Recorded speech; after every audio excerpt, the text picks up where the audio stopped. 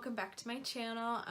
So first off, I know the lighting is still not great. It gets dark earlier here now, so this is just kind of what I got to work with.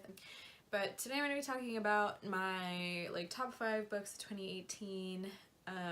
So I had a friend recently ask me what my top 5 were, and I went into my Goodreads because I can barely remember sometimes what I read, and from 2 months ago, let alone the whole year. And so I looked and I was like, oh my god, I've only read 29 books this year, which wasn't a lot, but it did make finding my top 5 much easier. Granted, I do feel like I read a lot of good books this year. I didn't have anything I read that I really hated, so that was good. One of the first books I actually read this year is my first top pick of 2018, and that is Little Fires Everywhere by Celeste. And this book was really good. I remember liking it a lot. I don't remember a ton of details super well. I do have a review on my Goodreads, so if you want something that's slightly more detailed, no spoilers, just slightly more detailed, you can look for it there. But it is just a really good kind of character driven contemporary fiction novel. I haven't read her other book, but I've heard that's gotten pretty high praise too, and honestly this one has as well, and I think it's very well deserved. So if you like reading kind of suburban family dramas like I do, I think this is a really good book. I grew up in suburbia, and I also kind of still currently live in a suburban setting, and so kind of someone going into the nuances and aspects of that life and how it can impact a family, or your perception of other people who may have lived in different circumstances than you, is just really interesting. And I think this novel kind of looks at that in a very interesting way. I can't really say too much more, one, because I don't remember, and two, I don't want to really give too much away about the plot or anything, but it was just such a good book. I just really recommend it, and it's a really good, I think, January book, because it is just one of those ones that's fun to kick off the year with. So the second kind of book, or really series, I read this year that I absolutely loved was Annihilation by VanderMeer, and in the whole Southern Reach trilogy that he wrote as a whole. Each book is kind of different in the genre it kind of inhabits. The first book's very much this expedition, and it's very rooted in exploration and sci-fi and kind of the way those novels typically pan out. And then the second one is much more of a kind of government, kind of more intrigue-ish mystery sort of book. And then the third book's just totally a kind of a weird-ish combo of the two. I don't know, they're all really good books. I really enjoy them. I find the characters interesting, and I found the plot really intriguing, and I enjoyed each book. I read most of them in the summer, and I do really think they're very good summer reads, especially if you're someone like me who typically will camp or go out in nature during parts of the summer. It's really it was kind of trippy reading it while being in the forest, so I really recommend those as summer reads, and just as reads in general. They were really interesting. I still haven't seen Annihilation the movie, but I heard it was good too, though it is very different. So if you have, from what I've heard, so if you've seen the movie and you're oh, I don't really want to read the books, I would read the books because they're different, so it's a whole different experience.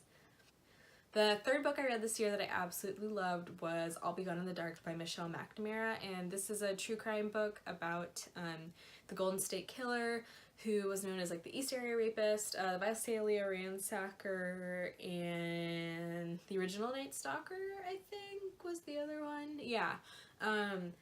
And I read this book right after the news came out that he was caught with DNA evidence, and so it was really kind of cool to read after that. It was also nice to kind of read it after I knew the person who'd committed the crimes had already been captured. Granted, he still allegedly has committed the crimes, but whatever. It seems it's pretty he probably did it. But it was nice knowing that he was caught while reading it, because the way she writes the book, it is very compelling and like frightening. She really kind of gets into the like nitty-gritty of why this was so scary at the time, and he does primarily attack in suburban areas, and again, I've lived in suburban areas my whole life, so that is kind of unsettling. And he did briefly attack people and kill people in Southern California, which is also where I live, so I like really couldn't read the book at night or when I was alone, just because it was kind of a little too spooky. Michelle McNamara's writing is absolutely like beautiful, and she's extremely respectful of the victims, and her writing doesn't really like sensationalize the crimes.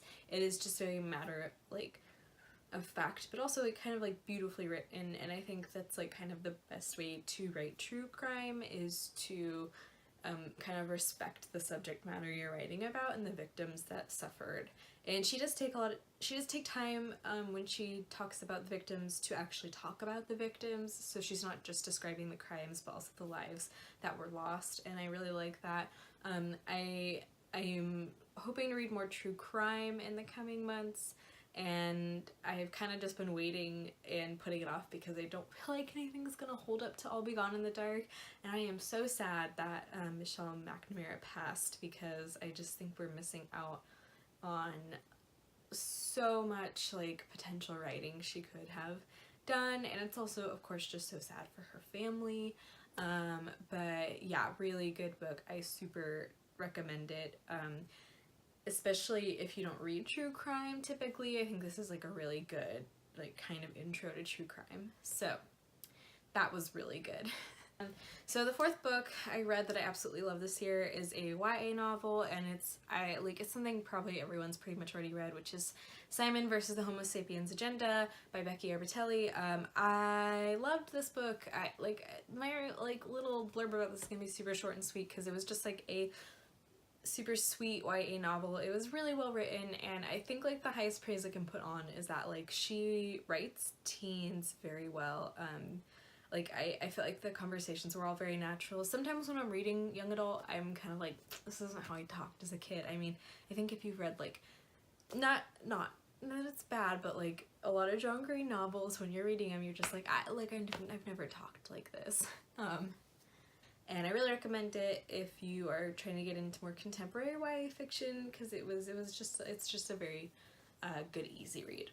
And so my final favorite book of 2018 is The Kiss Quotient by Helen Hoang, which I also feel like everyone's at least heard of or read, but this book was so good. I read like a good chunk of romance this year. I think like almost a fifth of the books I read this year was romance novels, and this was really, really good.